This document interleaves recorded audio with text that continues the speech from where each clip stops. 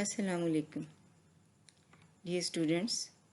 उम्मीद है आप खैरियत से होंगे और आपकी फैमिलीज़ भी खैरियत से होंगी और अल्लाह पाक आप सबको अपनी हिफ्ज़-ओ-मान में रखे।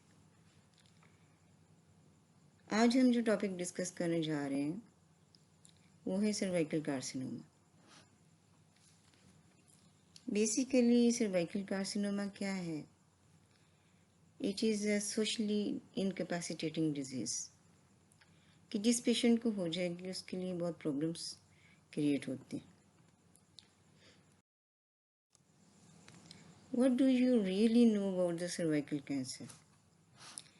It is second most common cancer among the women worldwide.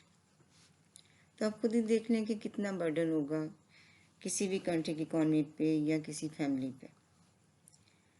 Over 5 lakh women worldwide die of cervical CA annually. तो ये भी बहुत ज़्यादा बल्क है। Every 47 minutes a woman is diagnosed with cervical carcinoma. Over 80% of cervical cancer present at a fairly advanced stage. कि advance stage में treatment जो है कर भी दें आप तो क्योर नहीं हो सकती disease. At the same time it account for 6% of all malignancies in the women. ये भी फेयरली हाई है और सबसे ज़्यादा जो अलार्मिंग है 80% of new cases occur in developing countries.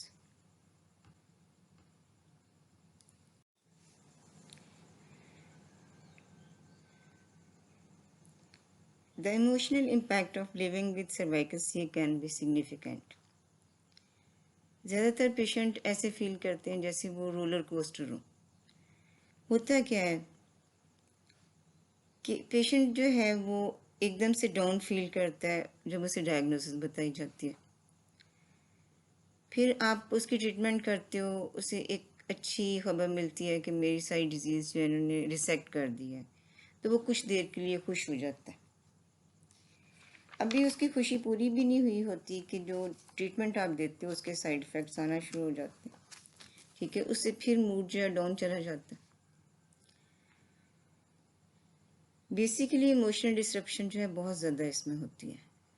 Whenever there is emotional disruption, it may lead to the depression. Depression कैसे आपको पता चलेगा कि पेशेंट डिप्रेशन में जा रहा है? कि एक तो वो बहुत ज़्यादा सैड मूड में रहता है, होपलेस और lose the interest in things you need to enjoy. वो उसमें कोई खुशी नहीं उसे महसूस होती। तो अभी आप इसमें देख रहे हो कि एक तो इंसिडेंस डेवलपिंग कंट्री में बहुत ज़्यादा, डेवलपिंग कंट्रीज़ में ही इकोनॉमिकल इश्यूज भी बहुत ज़्यादा, ठीक है।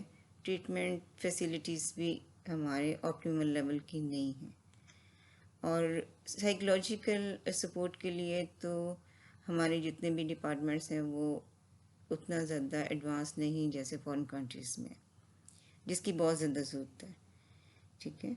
तो ये सारे जब इकट्ठा होता है तो पेशेंट की केयर जो है वो नहीं हो सकती जो कि किसी भी एडवांस सेंटर्स में होती है, ठीक है।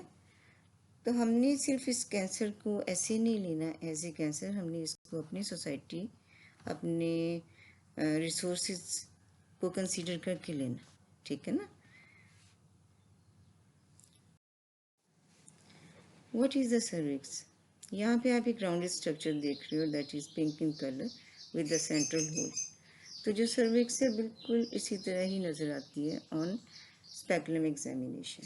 तो आप इसको अगर ध्यान से देखें तो कहीं भी आप देखोगे सर्विक्स को during the first speculum examination तो आप इजीली रिकग्नाइज कर लोगे कि ये सर्विक्स है और ये फेयरली नॉर्मल सर्विक्स की जो है ना शेप बनी हुई है।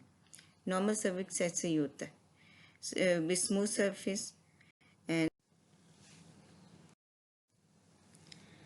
पहले हमने बहुत हॉरिबल बातें की, बहुत ज़्यादा कि ये सोशली इनकैपेसिटेटिंग है, बहुत प्रॉब्लम कर रहा है डेवलपिंग वर्ल्ड के लिए, तो बहुत ही प्रॉब्लम है और फीमेल की लाइफ को बहुत डिस्टर्ब करता है।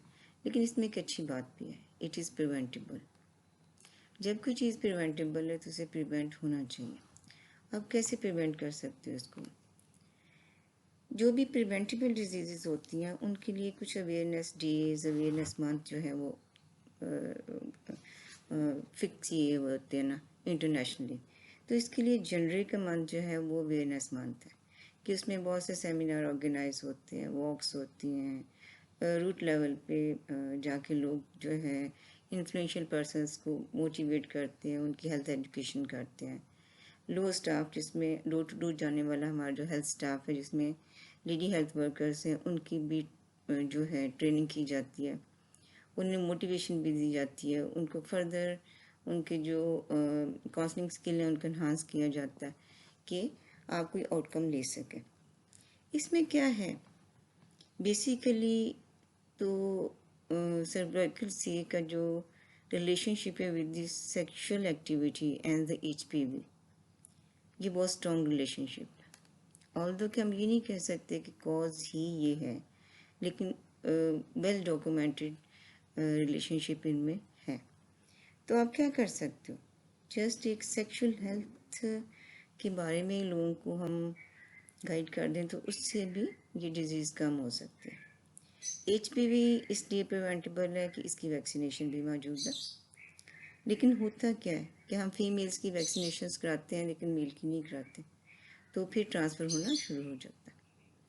तो इसमें अच्छी बात यह है कि डिज़ीज़ प्रिवेंटेबल है और इसे हम प्रिवेंट कर सकते हैं।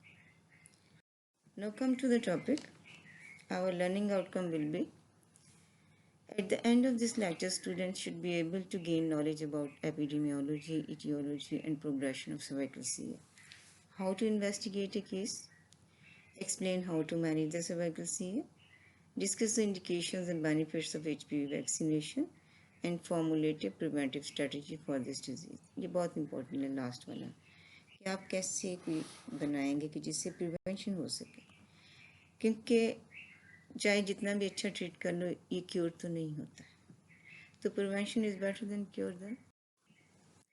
साइन पोस्टिंग में हम ये सारे टॉपिक्स जो हैं इसके सेगमेंट जो है डिस्कस करेंगे one by one. First of all हम देखते हैं कि नॉर्मल सर्विक्स कैसी है। ठीक है, normally the outer surface of the cervix is line by the squamous epithelium. Outer surface वो कैसी नज़र आ रही है, वाइटिश, पिंकिश वाइटिश। ठीक है, and the cervical canal is lined by the columnar epithelium. Centre जो है जहाँ आपको फ्लूइड पोर्शन थोड़ा सा नज़र आ रहा है और ज़्यादा डार्क कलर है, डार्क पिंक कलर है, रादर रेडिश है, इसको ये जो लाइन होता है by the columnar epithelium. Outer surface is lined by the squamous and the cervical canal is lined by the columnar epithelium. जहाँ पे इन दोनों का जंक्शन है that is known as the squamocolumnar junction. ठीक है, बेसिकली होता है क्या, under the influence of the reproductive hormones at different stages of the reproductive life, that is from infancy to adolescence, from adolescence to the reproductive years, from the reproductive year to the menopausal state, उसमें difference आएगा। इसमें होता क्या है कि later on जो columnar epithelium lining the cervical canal है ये थोड़ा सा एक्टोसर्विक्स को कवर कर लेता है, तो जो एक्चुअल स्केमोकोलम्नर जंक्शन होगा वो शिफ्ट हो जाता है from the external os to the more farther point. तो जो डिफरेंस आना है between the previous squamocolumnar junction and the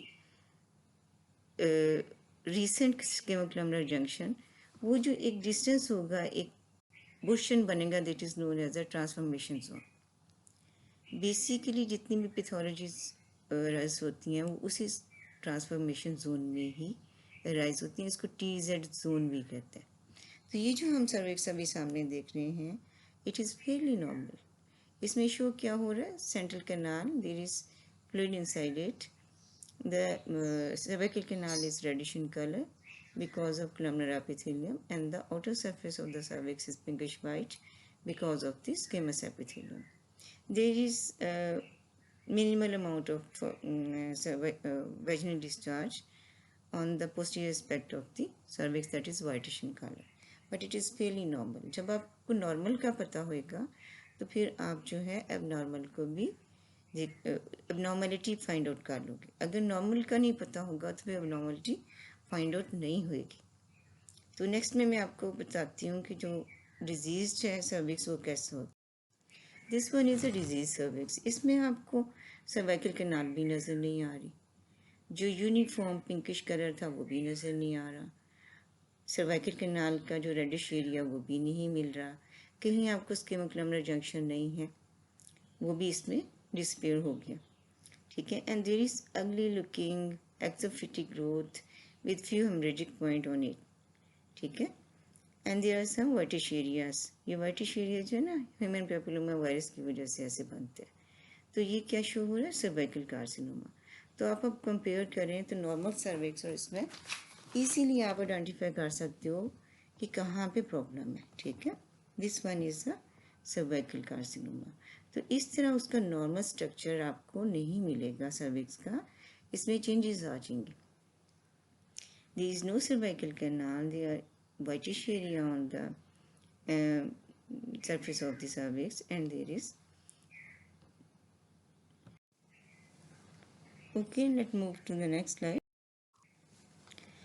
A malignant neoplasm of the cervix or the cervical area. ये एक डेफिनेशन प्रॉपर है, अगर आपसे पूछे तो आप बता सकते हो। ठीक है, यहाँ पे हमने एक जो है शो किया, एक्चुअल साइट शोज की शो की भी है, and this one is the, और राइट पे जो है जस्ट सर्विक्स शो की भी है। ठीक है, और उसको साथ में मार्क कर दिया है कि कैंसर टिश्यू कहाँ पे है, वेजिनल वॉल कौन सी है और कैंसर एरिया कौन सा है। ठीक है, तो इसको भी आप इजीली देख सकते हो। ये क्या है? ये फिगर्स आपकी आती हैं ऑस्पी में। ऑस्पी में इसी तरह एक फिगर बनी होगी जिसपे वो डायग्नोज करा लेते हैं, फिर उसके बाद इन्वेस्टिगेशंस पूछ लेते हैं, और एक जो है मैनेजमेंट प्लान छोटा सा जो है ना, क्योंकि ऑस्पी में क्वेश्चन जो है 5 मार्क्स का होता है, इससे ज़्यादा नहीं होता, तो ब्रेकअप में वो फिर एक एक 2 नंबर आ जाता है। सर्वाइकल सीए का all the cause is unknown, लेकिन इसकी एसोसिएशन विद एचपीवी बहुत ज़्यादा, 80% infected with HPV at some stage of their life. 80% women's में कभी ना कभी ये इन्फेक्शन होती है। ठीक है कि सेल्फ लिमिटिंग है, ऑन इट्स ओन रिजॉल्व हो जाती है, अच्छी बात है इसकी, लेकिन फिर भी परसिस्ट करता है। जिनमें परसिस्ट करेगा उनमें सर्वाइकल सीए में ये कंट्रीब्यूट करता है। Avoidance and control of HPV lower the risk by 92%। तो ये देखिए कितनी ज़्यादा रिडक्शन है। अगर हमें एक चीज़ थोड़ा डिप्रेस करती है तो नेक्स्ट में हमें एक होप भी मिल जाती है कि हम इसे ठीक कर सकते हैं, इसे प्रिवेंट कर सकते हैं। There over 100 types of HPV, लेकिन जो सर्वाइकल सीए के साथ है दैट इज़ 16 एंड 18। ठीक है, बाकी जो है वो वेजाइनल एंड वल्वल बॉट्स के साथ ज़रूर उनका लिंक है, लेकिन सर्वाइकल सीए के साथ लिंक नहीं है। तो इसमें अच्छी बात यह है कि फर्स्ट ऑफ ऑल कि ये ओन इट्स ओन रिग्रेस भी कर जाता है। अगर हम अवॉइड कंट्रोल करें तो 92% रिस्क को हम लो डाउन कर सकते हैं।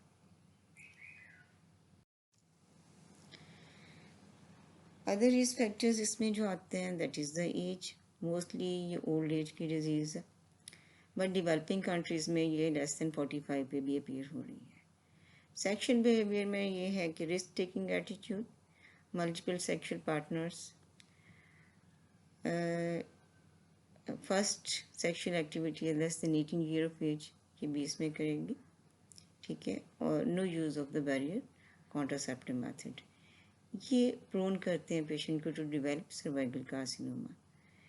होता क्या है कि मोस्टली इन लोगों में HPV STIs भी होते हैं। STI mean sexually transmitted infections, तो वो भी कंट्रीब्यूट करते हैं, और जब वो बैरियर भी यूज़ नहीं करते तो there is continuous tear and wear at the cervical area, तो वो changes later on cervical CA में चेंज हो सकती है। मल्टीपैरिटी डेफिनेटली इसमें भी डिसरप्शन होती है सर्वाइकल टिश्यूज़ की, तो वो प्रोवोक कर सकते हैं एबनॉर्मल चेंजेस। स्मोकिंग का मैं आपको मैकेनिज़्म आगे बताऊंगी किस तरह करता है, HPV का भी मैकेनिज़्म मैं आपको बताऊंगी कि ये कैसे करता है। लैक ऑफ रेगुलर पैप्समियर, जब आप फॉलोअप जो है वो नहीं प्रॉपरली कराएंगे जैसे रिकमेंडेड है फॉर स्क्रीनिंग पर्पसेस, तो उसमें कहीं फिर जो है सर्वाइकल सीए डेवलप होने के चांसेस होते हैं, वो लेटेस्ट स्टेजेस में डायग्नोज होगा। लैक ऑफ इम्यूनिटी जैसे कि बहुत एनीमिक पेशेंट्स हैं, HIV है और स्टीरॉइड्स हैं। बहुत से हमारे पेशेंट्स होते हैं रेमेटॉइड आर्थराइटिस SLE के, जो कि ले रहे होते हैं स्टीरॉइड्स। या फिर रीनल फेलियर के केसेस हैं, ये भी इम्यूनो कम्प्रोमाइज़ होते हैं। लिवर डिजीज़ के केसेस हैं, ये भी इम्यूनो कम्प्रोमाइज़ होते हैं, तो उनमें ज़्यादा चांसेस होंगे। COCP यूज़र डायरेक्टली तो नहीं करता, लेकिन इसमें यह है कि जब एक पेशेंट एक कॉन्ट्रासेप्शन यूज़ कर रहा है, that is in the form of the COCP, तो बैरियर नहीं यूज़ करेगा। ये ऐड करता है in the development of the cervical CN और द COCPs। हु रिसीव डाइथाइल स्टिलबिस्ट्रोल, ये बेसिकली फीमेल्स पुराने वक्तों में लेती थी ड्यूरिंग प्रेगनेंसी। उससे कुछ चेंजेस आई उनकी इंटरनल जेनिटल डेवलपमेंट में, एक्सटर्नल में जो फिटसेस थे, और उनमें ये चांसेस है कि अगर उनकी मदर्स ने ली हुई हैं तो उन्हें प्रॉब्लम्स हो सकती हैं। सर्वाइकल ये है कितनी टाइप का, मेन तो इसकी दो ही टाइप्स हैं, that is squamous cell and the adenocarcinoma. Squamous cell कहाँ पे होना है, जो मैंने आपको बताया था कि आउटर सरफेस जो है covered by the squamous epithelium, ठीक है, inner one by the columnar epithelium. 90% cases में ये स्क्वेमस होता है।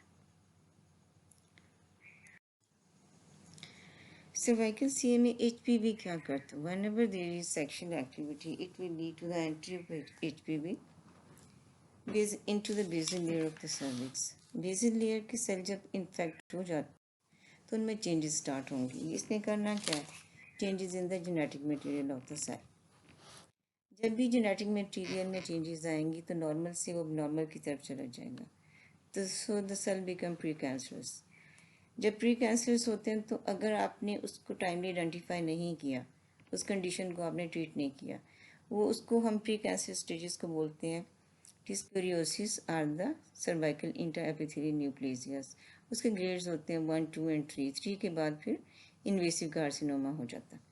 तो अगर आपने स्क्रीनिंग नहीं कराई, किसी पेशेंट ने, वो टाइमली डायग्नोज नहीं हुआ है, ट्रीट भी नहीं हुआ है, तो फिर वो प्री कैंसर से कैंसरस में चेंज हो जाएगा। कंटिन्यूसली उसमें चेंजेस आती रहनी है जेनेटिक मटेरियल में, और सेल ने नॉर्मल से अब नॉर्मल में चेंज होते जाना।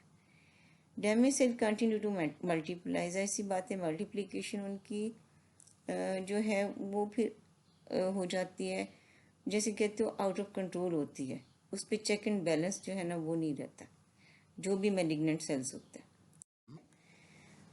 और जब चेक एंड बैलेंस नहीं होगा तो उसके बाद वो फिर नियर बाय स्ट्रक्चर्स को, या जो लिमिटिंग मेम्ब्रेन्स होती हैं, उन्हें ब्रेक कर देते हैं। सर्विक्स में लिमिटिंग मेम्ब्रेन कहते हैं बेसल लेयर, बेसमेंट मेम्ब्रेन, उसको वो ब्रेक कर देंगे और उसके बाद स्टोमल टिश्यूज़ में, जो सर्वाइकल स्टोमल टिश्यूज़ हैं, उसमें डेसिपेट कर जाते हैं, और वहाँ से वो नियर बाय स्ट्रक्चर्स में भी जा सकते हैं।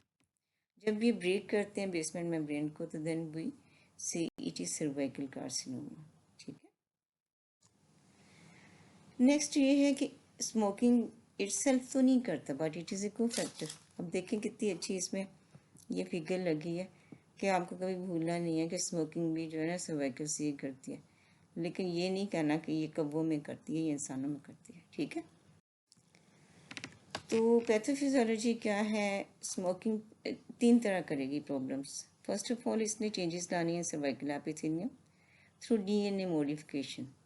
जब DNA मॉडिफिकेशन होगी तो उसकी ग्रोथ जो है वो उस पर चेक एंड बैलेंस नहीं रहना, ठीक है, तो वो एबनॉर्मल ग्रोथ हो जाएगी, एबनॉर्मल मल्टीप्लिकेशन हो जाएगी, that will lead to the cervical carcinoma. दूसरा ये है कि निकोटीन इनहिबिट करती है normal breakdown of the cells को। जब नॉर्मल ब्रेकडाउन नहीं होनी तो वहाँ भी नंबर जो है अनकंट्रोल हो जाएगा ना, उसमें कंट्रोल नहीं रहा, अनकंट्रोल हो जाना, तो वो भी सर्वाइकल ये करता है। थर्ड उसमें यह कि कुछ नाइट्रोसल कंपाउंड्स बनाती हैं जो डायरेक्टली चेंजेस लाते हैं in the cells and lead to the cervical carcinoma. यहाँ पे शो है कि किस तरह स्टेजेस हैं from normal to the cervical carcinoma. इसमें कुछ सेल्स उन्होंने शो किए मैं कि फर्स्ट वन में सारे नॉर्मल थे, सेकंड में 1/3 फ्रॉम द बेसमेंट मेम्ब्रेन नज़र आ रहे हैं कि ग्रीनिश शेड में, ये अब नॉर्मल है, that is known as the mild dysplasia RCAN1। जो डिस्प्लेसियाज हैं या ये बेसिकली है साइटोलॉजी पे, यानी सेल की शेप कैसी है, उसके न्यूक्लियस कैसा है, साइटोप्लाज्म न्यूक्लियस टिश्यू क्या है, और CAN1 या 2 ये इस पे कि हिस्टोपैथोलॉजी पे क्या है। जब आप देखते हो ना कि सेल शेप चेंज हो रही है ऑन पैप स्मीयर, तो फिर आप उन एरियाज़ की बायोप्सीज ले लेते हो। उन बायोप्सीज पे जो हिस्टोपैथोलॉजी आती है उस पर फिर सर्वाइकल इंट्राएपिथेलियल न्यूक्लियस डायग्नोज होता है। इन्वेसिव कार्सिनोमा से पहले कार्सिनोमा इंसाइटो से पहले जो है ये प्री कैंसर स्टेजेस है। यहाँ पे अगर आपने स्क्रीनिंग से डायग्नोज कर लिया तो आप इसे सक्सेसफुली ट्रीट कर सकते हो, पेशेंट क्योर, ये कंडीशन क्योर हो जाती है। लेकिन जब अगर आपने नहीं किया या पेशेंट ने नहीं स्क्रीनिंग करवाई और टाइमली डायग्नोज नहीं हुआ, टाइमली ट्रीट नहीं हुआ, तो फिर ये कार्सिनोमा इंसाइटो या फिर इन्वेसिव कार्सिनोमा में चेंज हो जाता है। तो फर्स्ट में उन्होंने जो है बेसमेंट पे 1/3 एरिया अफेक्टेड शो किया, CAN2 में हाफ है और CAN3 में मोर देन 2/3, और कार्सिनोमा इंसाइटो में सारा ही रिप्लेस हो जाता है और इन्वेशन में बेसमेंट मेम्ब्रेन ब्रेक हो जाती है। ठीक है, तो अप टू CAN3 जो है प्री कैंसर स्टेज है, and after that is the cancer stage.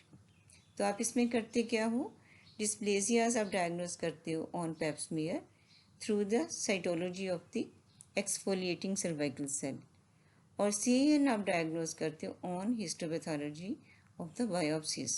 ठीक है, इसको नहीं मिक्सअप करना, ये कंसेप्ट आपका क्लियर होना चाहिए। अब ये है कि सर्वाइकल CA में सिम्टम्स कैसे पेशेंट आएगा। इसमें मोस्टली जो है अभी तक हमने तो यहाँ पे जो देखे हो तो ओल्ड एज के पेशेंट ज़्यादा होते हैं, एडवांस स्टेज में आते हैं, लेकिन डेवलपिंग कंट्रीज़ में एसिम्प्टोमेटिक पेशेंट इंक्रीज़ हो रहा है। ठीक है, वो इसलिए कि थोड़ा स्क्रीनिंग का जो सिस्टम है वो बेटर हो रहा है, स्क्रीनिंग कराते हैं पेशेंट तो वो टाइमली डायग्नोज हो जाते हैं। कॉमन सिम्टम इसकी ये होती है कि पेशेंट एबनॉर्मल ब्लीडिंग के साथ आएगा, that may be the abnormal uterine bleeding, कि उसको पीरियड्स जो हैं वो नॉर्मल नहीं होते, मैस्टुरेशन नॉर्मल नहीं है, उसमें इरेगुलर हो गई, या फिर रेगुलर विद मेनोरेजिया है, या फिर स्पॉटिंग आउटसाइड द नॉर्मल मैस्टुरेशन है, जिसको आप इंटरमैस्टुरल ब्लीडिंग बोलते हो, कि उसको पीरियड डेज तो हैं 1 to 7, लेकिन उसके बाद फिर ऑन एंड ऑफ उसका स्पॉटिंग होती रहती है through the month, that is known as the intermenstrual bleeding. Post menopausal bleeding ये है कि पेशेंट मीनोपॉजल है लेकिन उसको फिर दोबारा से ब्लीडिंग स्टार्ट हो गई, तो जहाँ भी पोस्ट मीनोपॉजल ब्लीडिंग इसको लाइट नहीं लेना, क्योंकि मोस्टली इन पेशेंट्स में ये first sign of any malignancy हो सकता है जो जेनिटल ट्रैक्ट की है। Postcoital bleeding sexually active couple में आपको ये बहुत ज़्यादा कंप्लेंट मिलती है और परसिस्टेंट होती है, ये नहीं कि वंस हुई फॉर मंथ्स फिर उसके बाद कोई प्रॉब्लम नहीं है और दोबारा नहीं, ये परसिस्टेंट होगी और इंक्रीज़ करेगी, जो ब्लड लॉस होगा वो इंक्रीज़ होगा। नेक्स्ट है जो foul smelling and unusual vaginal discharge. एक तो है ना पेशेंट्स आते रहते हैं फॉर यूजुअल वैजिनल डिस्चार्ज, कि आपने कैंडिडल डिस्चार्ज है with itching and the foul smelling discharge है विद बैक्टीरियल वैजिनोसिस, आपने ट्रीट किया वो ठीक हो गया। इसमें ये नहीं होगा, आप एग्जामिन करोगे तो एक तो ज़्यादा फॉल्स स्मेलिंग होता है, और दूसरा आपको मिलना क्या, सस्पिशियस सर्विक्स। ठीक है, और ये परसिस्टेंट है, not responding to the antibiotics, चाहे आप लोकल दें चाहे दूसरी, वो नहीं, और स्मेल जो है ना बियरेबल नहीं होती, बहुत ज़्यादा स्मेली होता है। यूरिनरी कंप्लेंट्स तब आती हैं जब इसकी एक्सटेंशन जा रही हो ना कार्सिनोमा की इनटू द यूरिनरी ब्लैडर, या प्रेशर इफेक्ट्स आ रहे हैं। पेल्विक पेन भी लोकली इन्वेसिव में आएगी, लेग पेन भी लोकली इन्वेसिव डिजीज़ में आएगी जहाँ पे ये नर्व्स को इन्वेड करता है। वेट लॉस, जब बाकी प्रॉब्लम्स आते हैं तो पेशेंट थोड़ा डिप्रेशन में भी होते हैं, उनकी न्यूट्रिशन वो नहीं रहती जो प्रॉपर होती है, तो फिर वेट लॉस होता है। कॉन्स्टेंट फिटीग, कि जब एक पेशेंट परसिस्टेंटली लो एब्डोमिनल पेन और इन सब प्रॉब्लम्स के साथ होता है तो फिर उसमें जो है वीकनेस आना शुरू हो जाती है, कि न्यूट्रिशन भी प्रॉपर नहीं होती, वेट लॉस भी हो रहा होता है, एनीमिक भी पेशेंट हो रहे होते हैं, तो उसमें कांस्टेंट फटीग उसको हो जाती है। एडवांस डिजीज़ कैसे पता चलती है, इसमें ट्रायड एक बनता है, sciatic pain, lower extremity oedema and hydronephrosis, ये due to invasion of the adjacent structures by the cancer mass, ठीक है, उससे हो जाता। फिर आपको साइंस क्या मिलने हैं? आप एक पेशेंट आपके पास ऑर्डर में आ रहा है, तो आपने उसकी हिस्ट्री ले ली, उसमें आपको कुछ जो है वार्निंग साइंस मिले कि there is abnormal uterine bleeding, या पोस्ट मेनोपॉजल है तो उसमें ब्लीडिंग आ रही है, इंटरमेंस्ट्रुअल है, पोस्ट क्वार्टल है, तो आप थोड़ा सा हाई इंडेक्स ऑफ सस्पिशन रखते हो, आप बहुत अच्छे से एग्जामिन करने की कोशिश करते हो। तो उसमें आपने क्या देखना है? आप एक सिम्स कॉस्को स्पेकुलम लेते हो, सॉरी कॉस्को स्पेकुलम लेते हो, सिम्स ने इसमें यूज़ करते, ठीक है। उसमें सर्विक्स आप पूरी विजुलाइज नहीं कर सकते। सर्विक्स आप देखोगे तो स्टार्ट में मैंने आपको एक नॉर्मल सर्विक्स दिखाई थी, एक मैंने कार्सिनोमा वाली, तो आपको बिल्कुल जो कार्सिनोमा वाली सर्विक्स है वैसी मिलेगी कि जस्ट आप टच ही करेंगे with the blade of Cusco speculum तो ब्लीड करना शुरू कर देती है, आपको लगेगा ये बहुत ही फ्राइबल सी है। और जब आपने बायोमैनुअल करना है तो वो थोड़ा फिक्स और मोबाइल नहीं होगी। ग्रोथ कैसी नज़र आती हैं? May be exophytic like a cauliflower filling the all fornices of the upper vagina. Endophytic हो सकती है कि आपको बाहर तो कुछ भी नहीं मिल रहा, स्मूथ सरफेस होगी सर्विक्स की, when you touch with your finger तो आपको वो cervix form to very hard inconsistency मिलती है, क्योंकि वो इन्वेड करके उसकी सब्सटेंस में ही मैस बना रहा होता है, लेकिन आपको जो है नेकेड आई पे नज़र नहीं आएगा। अल्सरेटिव अगली looking ulcer on the surface of the cervix, इसमें इवर्टेड रेज मार्जिन होते हैं और जो उसका बेस होता है दैट इज़ वेरी डर्टी, ठीक है। इस तरह की 3 फाइंडिंग्स आपको यहाँ पे आप देख सकते हो कि नॉर्मल को low grade pre cancerous, high grade pre cancerous in the cancer stage, कि कितना डिफरेंस है। नॉर्मल में बहुत स्मूथ है और लो ग्रेड CIN में क्या थोड़े से वाइटिश एरियाज आना शुरू हो गए, ये HPV को शो करते हैं। हाई ग्रेड में along with the whitish area there is bit obvious growth, और कैंसर में बिल्कुल आपको ओवर्ट जो है ग्रोथ नज़र आ रही है। अब डायग्नोज कैसे करना, ठीक है ना? पहले हमने क्या देखा था कि उसकी क्लिनिकल प्रेजेंटेशन क्या है, सिम्टम्स क्या हैं, उसके साइंस क्या आएंगे। अब हम क्या देखना चाह रहे हैं कि हम डायग्नोज कैसे करेंगे। डायग्नोसिस में ऐसी बात है, हमने एग्जामिन तो करना है पेशेंट को in good light, in lithotomy position with proper equipments, ठीक है। तो कैसे एग्जामिन करते हो? सबसे पहले आप एक्सटर्नल जेनिटलिया देखते हो कि वहाँ पे नॉर्मल लुकिंग है, कोई वल्वल वॉट्स तो नहीं है। Vulval warts although itself is not cause of cervix है, लेकिन ये तो है ना कि वो पेशेंट के रिस्क टेकिंग बिहेवियर को शो कर देता है, ये भी शो कर देता है कि हाँ इसको कभी HPV रहा है, ठीक है 16-18 नहीं है, लेकिन किसी और स्टेन से ज़रूर हुआ। स्पेकुलम एग्जामिनेशन में आप कॉस्को स्पेकुलम यूज़ करते हो, जिसको बायोवेल भी बोलते हैं। उससे आपने विजुलाइज करना है, डायरेक्टली विजुलाइज करना है सर्विक्स को, देखना है कि नॉर्मल है या एबनॉर्मल है। बायोमेनुअल examination with the help of the two hands to palpate the cervix as well as the all cornices of the vagina, and to feel the parametrium and to look for the size of the uterus and its mobility. ये हम बायोमेनुअल पे देखते हैं। Combined पर vaginal and पर rectal examination को आप इसलिए करते हो कि रेक्टल में कोजा इन्वॉल्व तो नहीं है वो देख लें, ठीक है। और इस मेथड से आप पैरामीटर इन्वॉल्वमेंट या लिटिल पेल्विक वॉल की इन्वॉल्वमेंट को ज़्यादा अच्छा देख लेते हो, ठीक है। तो ये करने में इससे अच्छी डायग्नोसिस।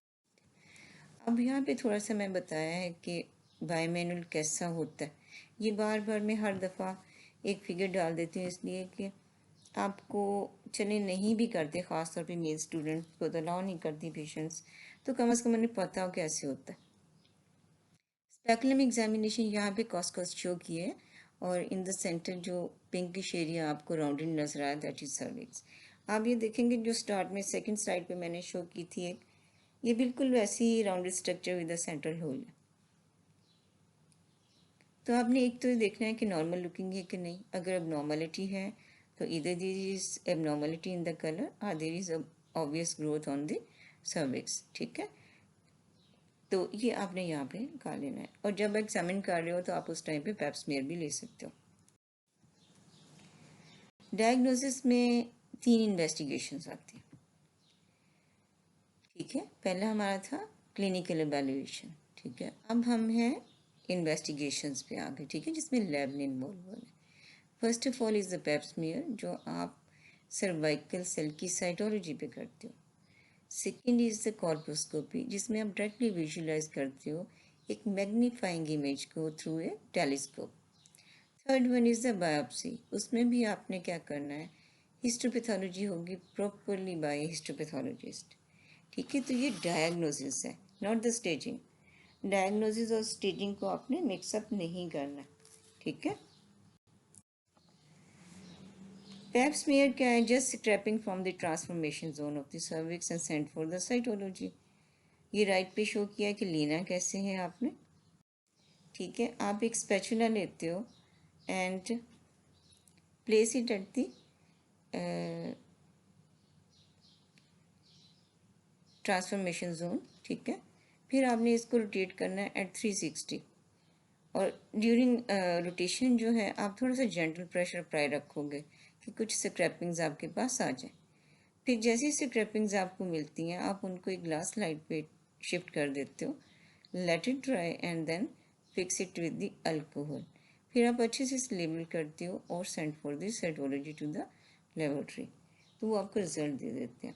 बेसिकली जो स्क्रीनिंग है ये आपको एक सेपरेट टॉपिक हम करवाएंगे, ये थोड़ा एलेबोरेटेड होना चाहिए क्योंकि इम्पॉर्टेंट है। इसमें से और भी क्वेश्चंस भी आते हैं, आपके एमसीक्यूज भी, और प्रैक्टिकली भी इसकी ज़रूरत बहुत ज़्यादा है, तो मैंने इसमें शॉर्ट रखा है, अदरवाइज़ ये बहुत लेंथी हो जाना था, तो इसको ज़्यादा से। नेक्स्ट वन इज़ द कॉर्पोस्कोपी, जैसे मैंने आपको बताया टेलीस्कोप पे मैग्नीफाइंग इमेज शो करती है। यहाँ पे राइट साइड पे आप देख रहे हो कि जस्ट लाइट है जो इनर साइड पे जा रही है, इसकी कोई प्रोब नहीं है जो इंसर्ट हो, ठीक है। तो ये आपने इसको हिस्टेरोस्कोप से इस तरह डिफ्रेंशिएट कर सकते हो, उसमें एक प्रोब इंसर्ट होता है, इसमें वो नहीं होगा। इसलिए बता रही हूँ कि ये भी ऑस्पिस्टेशंस आते हैं, फिर जो ना मेजॉरिटी ऑफ स्टूडेंट इसको लिख देते हैं ये स्टेरोस्कोप है, तो ये स्टेरोस्कोप नहीं है, ठीक है। बार बार से आपने सर्विक्स को विजुलाइज करना है और फिर आपने इसके थ्रू देखना है। पहले हम इस पर एस्टिक एसिड अप्लाई करते हैं, देन ल्यूगोलाइडिन्स, तो कुछ एरियाज हमें मिल जाते हैं जिनको EC2 वाइट एरियाज कहते हैं, और कुछ होते हैं जो कि ल्यूगोलाइडिन को टेकअप कर लेते हैं, वो फिर आपको डिटेल में बता देंगे।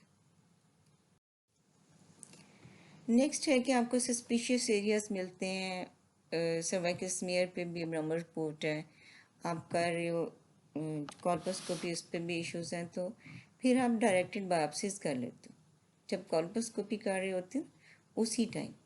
बायोप्सीज डिपेंड करता है आपने कौन सी करनी है, कौन सी सूटेबल है इन दैट सर्कमस्टांसिस, और उस मटेरियल को आप प्रोटोकॉल लेबल करते हो, then send for the histopathology.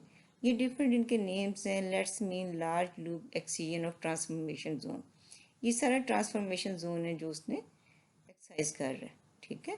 ये छोटी सी जो है ना सिल्वर वायर होती है, जब आप डायथर्मी से कनेक्ट करते हो हीटअप हो जाती है, और ये इसको फिर आप इजीली जिस तरह एक स्कैल्पल जो है कट करता है चीज़ को, ये बड़ा ब्लडलेस सा कट कर देती है और पूरा एरिया आपको बायोप्सी के लिए मिल जाता है। सेकंड, दूसरी तरफ आप देख रहे हो कि यहाँ पे छोटे छोटे पीसेस दिए जा रहे हैं, basically with the help of the punch forcep, ठीक है। दोनों का पर्पस एक ही है कि इनसे आप हिस्टोपैथोलॉजी करा सकते। अदर इन्वेस्टिगेशंस आपने क्या करनी है from the diagnostic point of view, diagnosis वहाँ हो गई है, अब इन इन्वेस्टिगेशन से क्या होना, just to find out the metastasis, और इससे कुछ नहीं होना, ठीक है ना। एक तो उन ऑर्गन सिस्टम्स का पता चल जाएगा प्रॉपरली वर्क कर रहे कि नहीं, एंड द मोस्ट इम्पॉर्टेंट ये है कि आपको मेटास्टेसिस पता चल, ठीक है।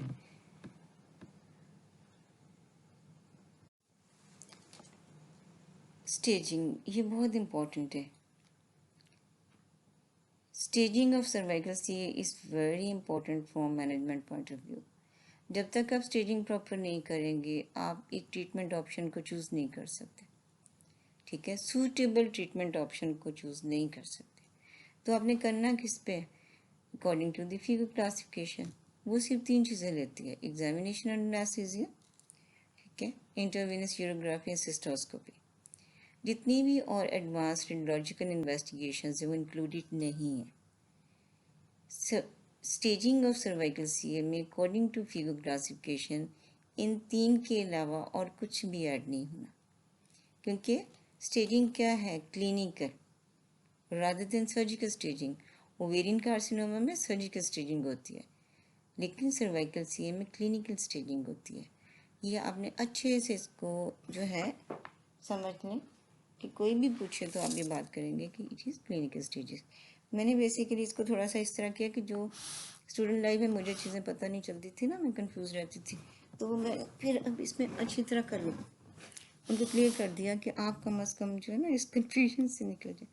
ठीक है, तो इसमें फिगो क्लासिफिकेशन में सिर्फ 3 होंगी। ठीक, फिर अब यहाँ पे स्टेजिंग जो है वो शो कर दिया। ये इसलिए मैंने कुछ पिक्चर्स इसमें डाली हैं कि ये आपको हॉस्पी में आते हैं, कि वो स्टेज 1 भी दे सकते हैं, 2 भी, 3 भी, 4 भी। आपको पहले तो ना इसी तरह पता होना चाहिए कि इनमें क्या है। Stage 1 confine to the cervix होगी, इसने वेजिनल एरिया को भी इन्वॉल्व नहीं करना। ठीक है। 2 है, इसने अपर 1/3 वेजिना को इन्वॉल्व कर लेना है। ठीक है। इन केस ऑफ स्टेज 3 ये थोड़ा और एक्सटेंड कर जाएगी, lower portion of the vagina and the little pelvic wall.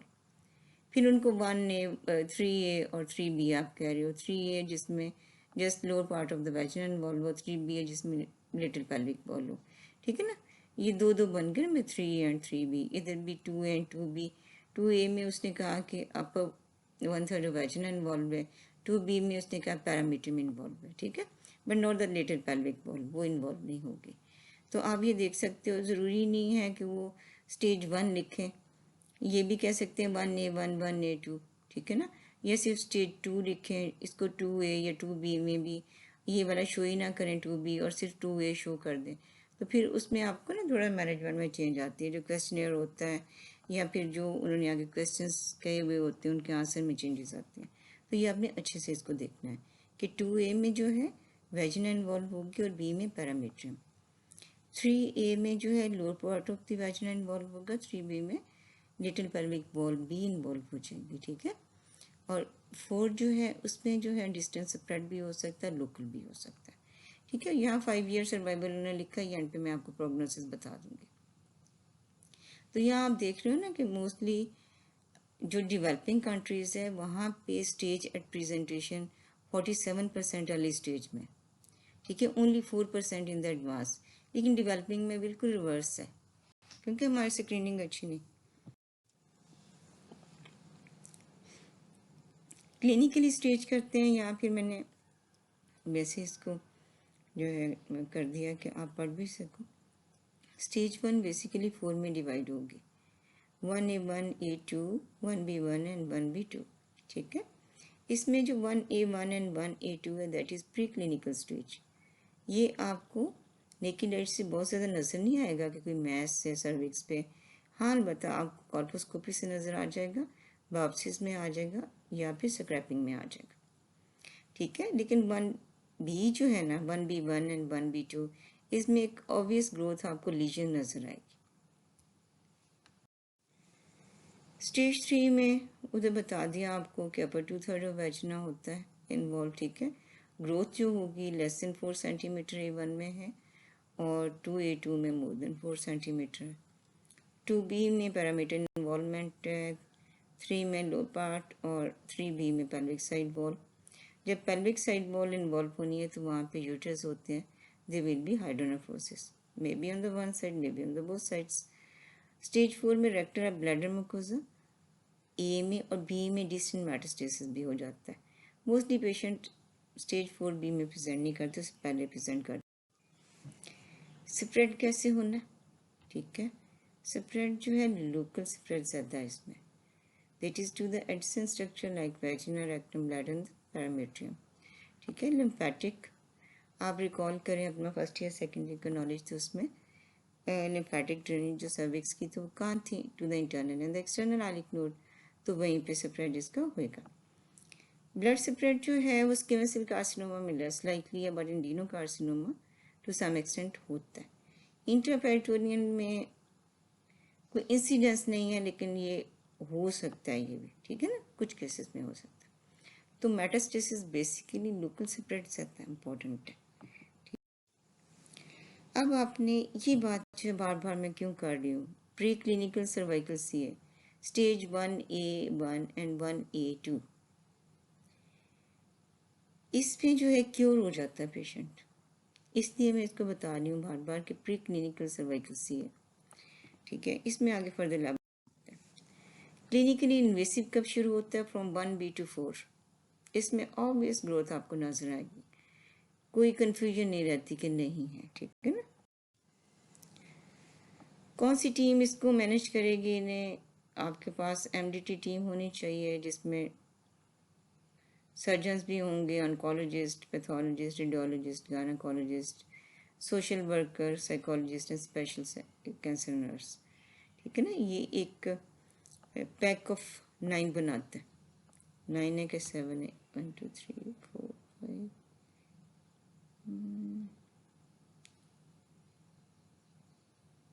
Pack of 9, ठीक है ना, 9 बना देते। ट्रीटमेंट क्या है, ट्रीटमेंट हम पहले ब्रॉडली इसको देख लेते हैं। Surgery, radiotherapy, chemotherapy, combination of all these and the palliative care. अब 1 by 1 हम इन्हें देखेंगे कैसे करना है इसमें, कि आपने ट्रीट करना है both the primary lesion and the potential site of spread. ये नहीं करना कि आप प्राइमरी लीजन को तो बहुत वेटेज दें, उसे आप कर दें, ट्रीट भी कर दें, लेकिन आपको पता ही ना हो स्प्रेड कहाँ तक है। Later on that will lead to the recurrence of the disease, और वो रिकरेंस पहले से ज़्यादा वर्स होगी, ठीक है, फिर उसको कंट्रोल करना डिफ़िकल्ट हो जाता है। तो प्रिंसिपल ट्रीटमेंट आपका ये है कि both the primary lesion and the potential site of spread should be evaluated and treated. आप उसे प्रॉपरली इवैल्यूएट भी करेंगे और ट्रीट भी करेंगे। चॉइस ऑफ ट्रीटमेंट किस पे डिपेंड करती है, पेशेंट फिट है कि नहीं। अगर पेशेंट ही फिट नहीं है तो आप उसे ट्रीटमेंट तो नहीं ना दे सकते। किस एज पे है, ठीक है, what is the stage of the disease, type of legion adenocarcinoma है तो आपको ओवरीज भी रिमूव करनी पड़ेंगी, स्क्वेमस सेल कार्सिनोमा है तो आपको ओवरीज रिमूव करने की ज़रूरत नहीं भी है। एक्सपीरियंस, रिसोर्सेज अवेलेबल, ठीक है, फॉरेन कंट्रीज़ में ना हो लेकिन हमारे तो इसकी बहुत इंपॉर्टेंस है, ठीक है ना, कि किसी भी ऐसे सेंटर पे ये नहीं हो सकता यहाँ रिसोर्सेज आपके पास नहीं है, एक्सपर्टीज नहीं है। प्रोग्नोस्टिक फैक्टर्स क्या है, प्रोग्नोस्टिक फैक्टर मीन कि किन में ज़्यादा अच्छा रिस्पांस आएगा, किन पेशेंट्स में ज़्यादा अच्छा रिस्पांस नहीं आएगा। ट्यूमर वॉल्यूम इन्वर्सली प्रोपोर्शन है, ज़्यादा वॉल्यूम है तो वर्स प्रोग्नोसिस है, कम है तो अच्छा है। Tumour configuration, high grade lesions हैं उनमें प्रॉब्लम ज़्यादा होंगे, लो ग्रेड में कम होंगे। हिस्टोलॉजिकल ग्रेड जो है ज़्यादा है तो inversely proportion, more death, worse prognosis, vascular invasion. If there is more vascular invasion, then worse prognosis. If more nerves are involved, then it may lead to the recurrence later on as well as the worst prognosis. Distance metastasis associated करना भी बहुत difficult होता है। तो ये poor prognostic factors होंगे। अगर tumour volume ज़्यादा होगा, high grade lesion with deep invasion, vascular invasion, multiple node involvement and distance metastasis, ये सारे पुअर प्रोग्नोस्टिक हो जाएंगे, ठीक है। अब आप क्या करते हो, फर्स्ट ऑफ ऑल हम सर्जरी को डिस्कस करते हैं कि किन में कर सकते हो। In stage 1 to 2A, 2B से ऑनवर्ड सर्जरी पॉसिबल नहीं।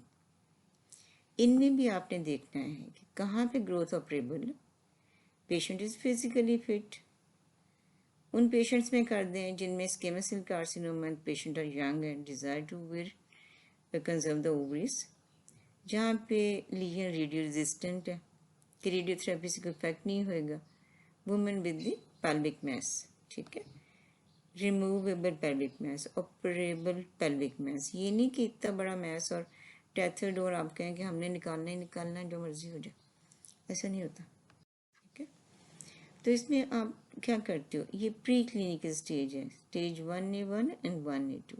1A1 में तो आपकी जो इन्वेजन है that is stomal invasion, less than 3 millimetre है और उसकी सर्कमफ्रेंस कितना है, 7 मिलीमीटर है। इसको आप इजीली लोकल एक्सीजन कर सकते हैं in the form of the cone biopsy, large loop excision of the transformation zone, needle excision of the transformation zone or with the help of the laser. Send the sample for the histopathology and confirm the free margins from the disease, ठीक है। And later on follow the patient पर protocol. ये यहाँ तक हो गया।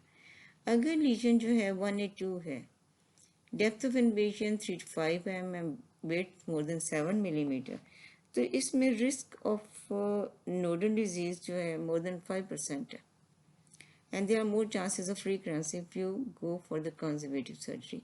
तो यहाँ आपने क्या ऑफर करना? Offer the radical treatment. ठीक है, you may conserve the ovary in case of squamous cell carcinoma if the patient is young.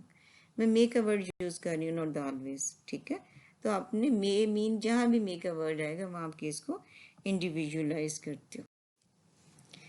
Surgical management up to 2A हो जाएगी। इसमें जो स्टैंडर्ड सर्जिकल प्रोसीजर है, कहीं भी आपसे कोई पूछे तो आपने क्या बताना है?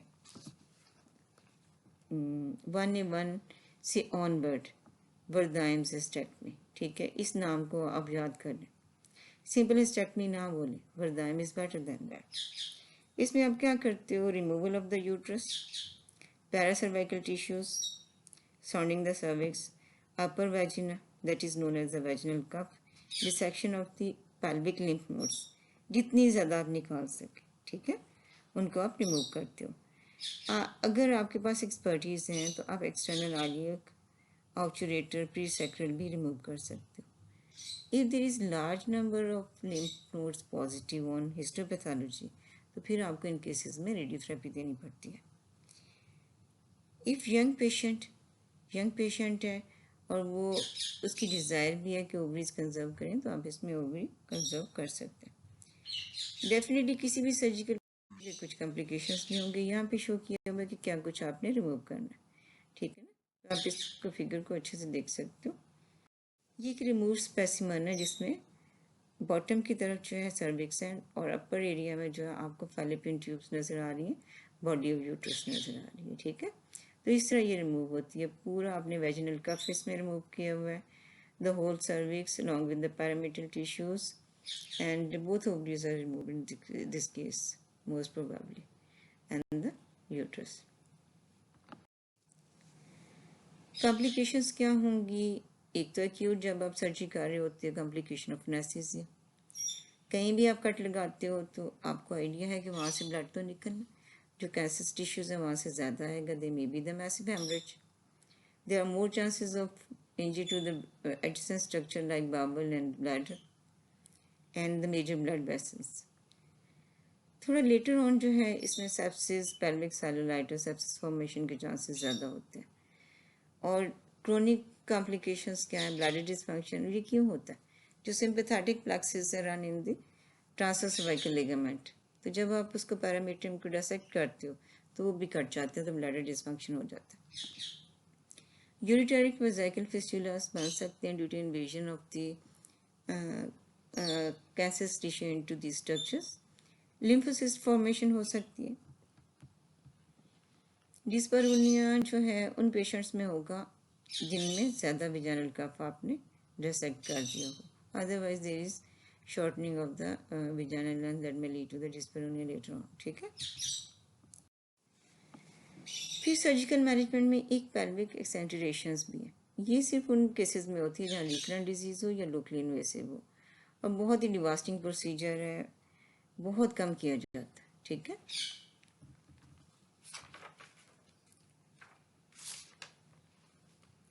इसमें आप रिमूव क्या करते हो? Vagina, uterus, bladder, and then implantation of the ureter into the artificial bladder made from the ileal loops, ठीक है ना। if rectum removed then terminal colostomy। तो इसमें जो है आप साइकोलॉजिकल इम्पैक्ट इसका बहुत ज़्यादा, ठीक है ना। जब आप सारा कुछ रिमूव कर देते तो पेशेंट की क्वालिटी ऑफ लाइफ ज़ीरो हो जाती है, इमोशनली डिस्टर्ब हो जाता है, सोशली इनकैपेसिटेटिंग हो जाता है, तो ये कम किया जाता है। फिर नेक्स्ट जो है थोड़ा उसको मैंने दोबारा कर दिया, stage 2B, 3A to 3B। Just primary chemo radiation आप कर सकते हो, इसमें सर्जरी नहीं होगी। 4 में भी सर्जरी नहीं होगी और 5 में भी सर्जरी, 4A में भी सर्जरी नहीं होगी और 4B में भी सर्जरी होगी। इस सब में कीमो रेडिएशन जो है यही प्रेफर्ड चॉइस ऑफ ट्रीटमेंट। आगे रेडियोथेरेपी इंडिकेशंस क्या आनी? पहले हमने सर्जरी डिस्कस की है, ठीक है। 2A के बाद नहीं होनी सर्जरी, तो अब जो है ऐसी रेडियोथेरेपी होगी या कीमोथेरेपी होगी, तो हम इंडिकेशंस देख लेते हैं। आपने एक सर्जरी की, उसके बाद नोड्स को चेक किया तो more than 2 lymph nodes positive थी, यहाँ पे रेडियोथेरेपी मस्ट है। एक्सिजन मार्जिन क्लोजर थे, वहाँ भी रेडियोथेरेपी मस्ट है। ट्यूमर मैस बहुत बल्कि है, बैड प्रोग्नोस्टिक फैक्टर है, तो you will go for the radiotherapy.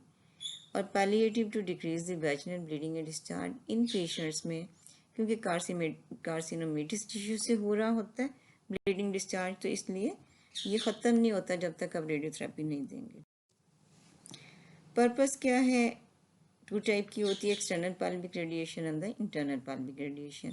दोनों का एक ही पर्पस है कि श्रंकन द कार्सिनोमेटस मैस, ठीक है ना। जो एक्सटर्नल है उसमें आप पेल्विक मेटास्टेसिस को भी टारगेट करते हो, वेजिनल को भी करते हो, और जो इंटरनल है उसमें आप सेंट्रल टिश्यूज़ को करते हो। डोजेज इसकी 25 होती हैं, 5 वीक्स पे आप देते हैं, ठीक है। Complications, radiation induced diarrhoea, self limiting होता है, there may be the menopause because of damage to the ovaries and loss of vaginal elasticity due to scarring. लेकिन इसको स्कारिंग को आप कर सकते हो कि पेशेंट को वेजिनल डायलेटर्स दे दें, तो उससे भी, या resume the sexual activity as soon as possible, तो इसमें भी लॉस ऑफ वेजिनल इलास्टिसिटी जो है उसको आप कम कर सकते। नेक्स्ट है कीमोथेरेपी। इसको आप यूज़ करते हो एज ए न्यू एडजुवेंट, ठीक है ना, कि रेडियोथेरेपी के साथ ही यूज़ करते हो।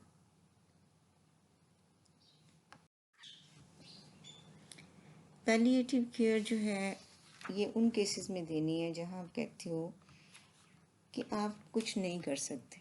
इट मीन्स कि ना तो मैस ऑपरेबल है, ना तो पेशेंट फिट है फॉर द रेडियो और द कीमोथेरेपी, तो उन केसेस में फिर आप जो है पैलिएटिव केयर जो है उसमें good nursing care first number पे आती है, कि पेशेंट को आप सुने, एम्पैथी शो करें, और जहाँ ज़रूरत है उसको रीशोर कर दें, ठीक है।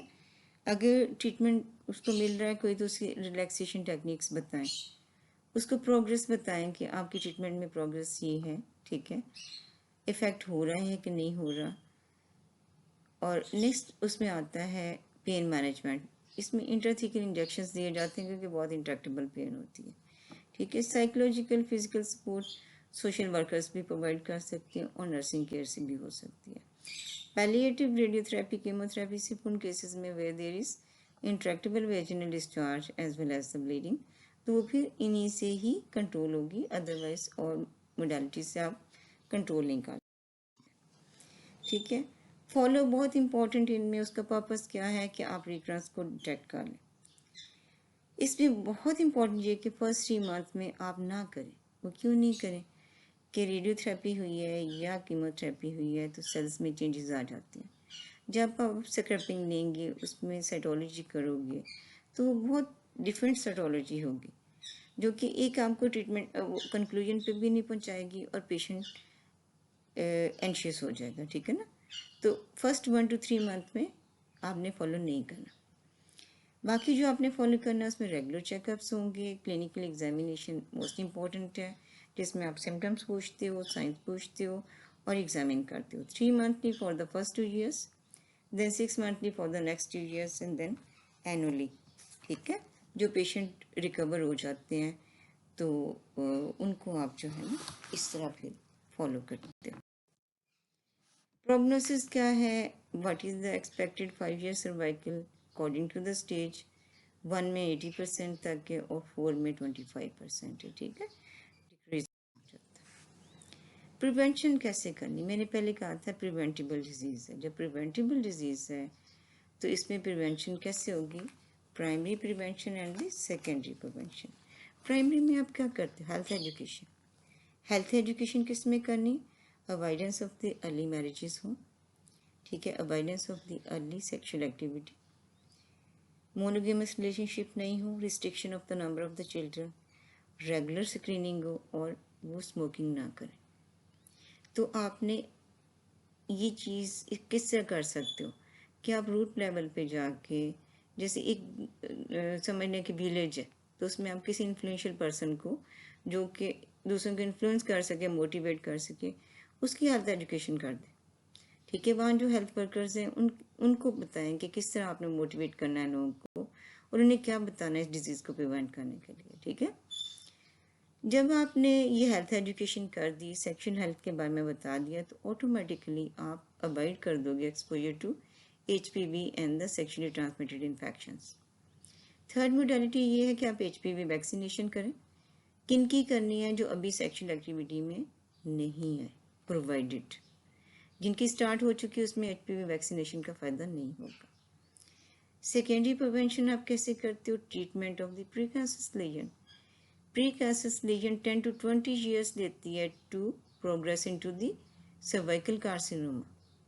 अगर आप यहीं पे इसको आइडेंटिफाई कर लेते हो, डायग्नोज कर लेते हो, ट्रीट कर लेते हो, तो फिर आप इस डिज़ीज़ को क्योर कर सकते हो, होने ही नहीं दोगे। ठीक है, तो prevention is more important in this case, और आप इजीली इसे प्रिवेंट कर सकते हैं।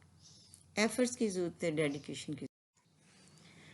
वैक्सीनेशन, इसके बारे में जाहिर सी बात है, हमारे यहाँ पे वैक्सीनेशन के बारे में तो बड़े क्वेश्चन उठते हैं कि इससे बेबीज होने बंद हो जाने, ये इसने तो कॉन्ट्रसेप्शन कर देनी है, ये तो देना ही ना, इससे बुरी चीज़ ही कोई नहीं। तो ये मैंने एक इसमें है कि WHO भी रिकमेंड करता है कि आप लें, कोई इल इफेक्ट नहीं है। ठीक है, 2 टाइप्स की आती है, गार्डासिना सर्वरिक के नाम से। 11 to 26 ईयर्स में आप दोगे, प्रोवाइडेड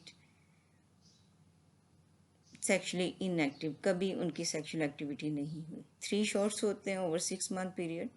ठीक है, साइड इफ़ेक्ट्स में थोड़ा सा फीवर हो सकता है, लोकल एरिथीमा हो सकता है। ठीक है, अब हर किसी ने पूछना है आपसे, प्रेगनेंसी में दे सकते कि नहीं दे सकते। वैसे चाहे हम कभी भी ना लें, लेकिन प्रेगनेंसी में बहुत सी चीज़ें हम बिला वजह करना चाह रहे होते हैं, तो आप ये बता सकते हो कि ज़ाहिर सी बात है प्रेगनेंसी सेक्शुअल एक्टिविटी के बगैर तो पॉसिबल नहीं। तो जब सेक्शुअल एक्टिविटी आ गई तो फिर इसका इफेक्ट नहीं होगा। ठीक है ना, ये तो देनी ही उनको है जिनकी अभी सेक्शुअल एक्टिविटी स्टार्ट ही नहीं हुई। ठीक है, तो प्रेगनेंसी में एक तो पर प्रोटोकॉल बनता नहीं, दूसरा वैसे भी ये कॉन्ट्रा इंडिकेटेड होती है। तो आप बता दें इसका कैसी होती है। प्री लोडेड सिरिंजेस में होती है, इसलिए आपको एक मुश्किल नहीं है इसको लोड करना। जस्ट आपने एक वो जो नीडल इंसर्ट करनी है और उसके बाद इसको मास्कुलर लगा देना। ठीक है, और इसका बेनिफिट कितना ज़्यादा कि आपको एक डेडली इनकैपेसिटेटिंग डिजीज से बचा लेती है। ठीक है, कंक्लूजन क्या है? मुझे तो ज़्यादा यही लगा कि प्रिवेंटेबल डिजीज़ है तो मुझे इसी तरफ जाना चाहिए। No doubt is a major public health concern. It is largely preventable disease. Primary cause of cervical pre cancer and cancer is HPV that is required your sexual activity. तो आप उसमें सेक्सुअल हेल्थ अगर लोगों को बताएंगे तो इसको कम कर सकते हो। HPV वैक्सीनेशन कर लेंगे तो इसको प्रिवेंट कर सकते हो। ओवर्ट कैंसर बहुत एक्सपेंसिव है ट्रीट करना, और ये क्योर भी नहीं होता। तो cervical cancer prevention and control saves the lives. मुझे ये जो है लाइन बहुत अच्छी लगी। ठीक है ना, ये आपकी असाइनमेंट है, 5 MCQ क्वेश्चंस हैं। आप ऐसे करेंगे, इसको जो है ना जस्ट ऐसे करना है, क्वेश्चन 1 और ए आंसर ठीक है या बी ठीक है या सी वाला करेक्ट है। ठीक है, तो जस्ट आपने इसमें क्वेश्चन नंबर देना और उसके साथ आंसर का जो है A B या C। ठीक है, डिटेल लिखने की ज़रूरत नहीं है। ये आप जो अपना व्हाट्सएप ग्रुप है उस पर भी डाल सकते हो। तो मैं फिर आपको की लोड कर दूंगी, जब आप सबके आंसर्स आ जाएंगे तो फिर मैं की अपलोड कर दूंगी। ठीक है, उसमें आपको जो है ये नहीं है कि जस्ट ट्रू फॉल्स में बताऊंगी कि आपका ठीक है कि गलत है। उसमें बाकायदा उसकी डिटेल होगी कि ये क्यों सही है, कोई ऑप्शन तो क्यों सही है। ठीक है, कि आप सेटिस्फाई भी हो जाए, अदरवाइज कन्फ्यूजन जो है ज़्यादा बुरी चीज़। तो ये 5 आपके MCQ नहीं, अपने अटैम्प्ट कर लें। Thank you very much for the patience. Stay blessed and happy always. Allah Hafiz.